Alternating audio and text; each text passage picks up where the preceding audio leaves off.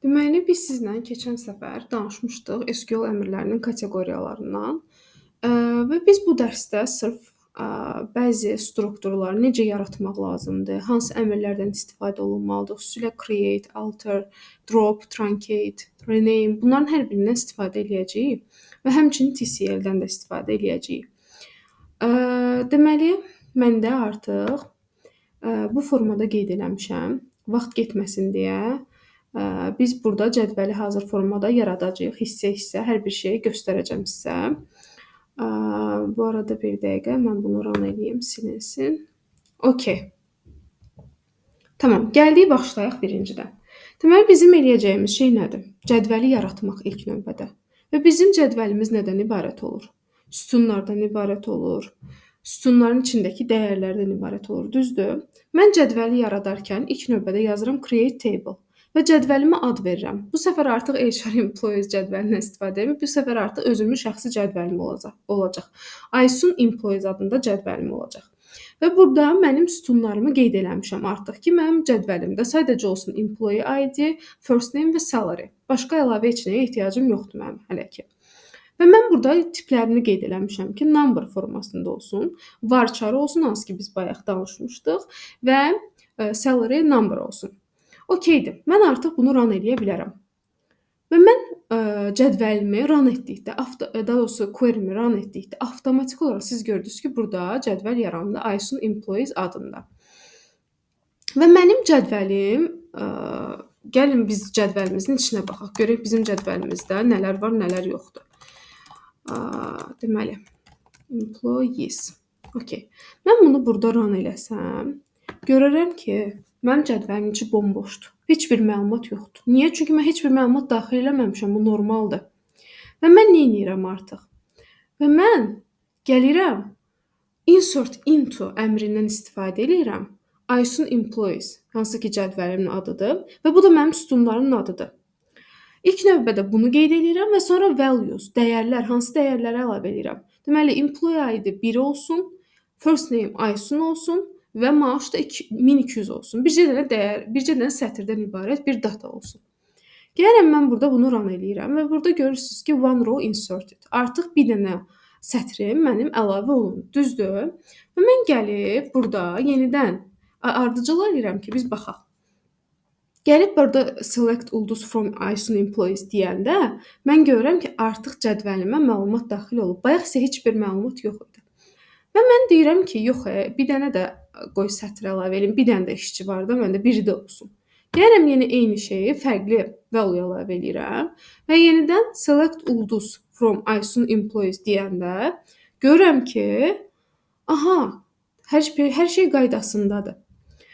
Və mən commit əmrindən istifadə edirəm. Niyə commit əmrindən istifadə edirəm? Çünki mən bunları save eləməliyəm hardasa ki, yaddaşa qalmalıdır. Siz commit eləyəndən sonra, bu əmri run eləyəndən sonra artıq hər bir şey yaddaşda qalır və onu sonrasında geri qaytara bilmirsiniz. Rollback eləmək olmur. Gəlin biz commit eləyək və mən istəyirəm ki, cədvəlim bu formada qalsın.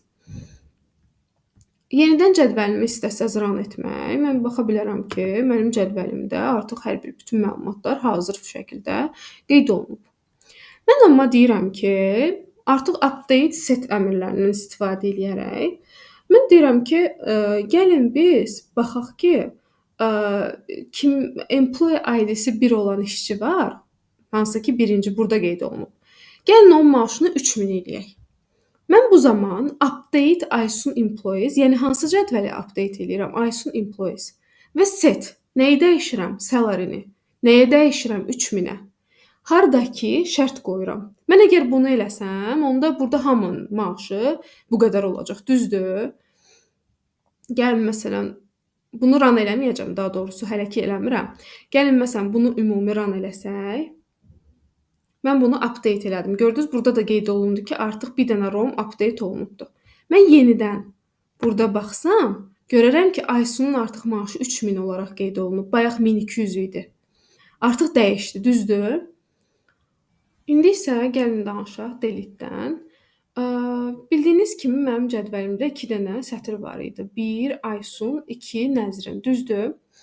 Və mən bilmək istəyirəm ki, delete from Aysun employees dedikdə və bura hər hansısa bir şərt yazdıqda nə baş verəcək? Ümumiyyətlə delete nə edir? Delete hər hansısa bir şərtə uyğun olaraq hər hansısa bir sətri silə bilir. Mən əgər burada heç bir şərt yazmarsam, ümumi bütün məlumatları siləcək və məndə heç bir şey qalmayacaq. Mən burada bunu elədim, düzdür? Və mən gəlib burada yenidən select ulduz from ISON employees dedikdə görəcəm ki, nəzrin artıq silinib. Çünki biz ora şərt vermişdik ki, employee ID-si 2-yə bərabər olanı sil. Və mən burada əgər peşman olmuşam, səhvən rollback eləmək istəyirəmsə, geri qaytarmaq istəyirəmsə elədiyim şey, mən burada rollback eləyərək geri qaytara bilərəm. Amma siz burada eləsəz, bu geri qayıtmayacaq. Çünki Live SQL-da auto commit açıq olur. Yəni commit nə idi? Hər bir şeyi save eləmək. Ona görə də mən bunu artıq rollback elədiyim zaman da geri qaytarılmayacaq, çox təəssüf ki. Mən ona görə də yenidən gəlin biz baxaq və görəcəyik ki, heç bir dənə cəmi sətr var və gəlin biz nəzrini yenidən əlavə eləyək cədvəlimizə. Və yenidən biz bu sorğunu yenidən run etdikdə görəcəyik ki, artıq 2 dənə yenidən bizim sətrimiz var cədvəlimizdə. Və mən indi nə etmək istəyirəm? Mən istəyirəm ki, cədvəldəki strukturu saxlayım, amma ilk başda necə ki, dəyər daxil eləməmişdik, hər bir şey boş idi. Mən istəyirəm ki, onu eləyim, o formada eləyim. Yəni heç bir dəyər burada olmasın, bomboş bir cədvəl olsun. Mən o zaman truncate-dən istifadə eləyəcəm. Truncate nə edir? Cədvəldəki bütün məlumatları silir, amma strukturu saxlayır.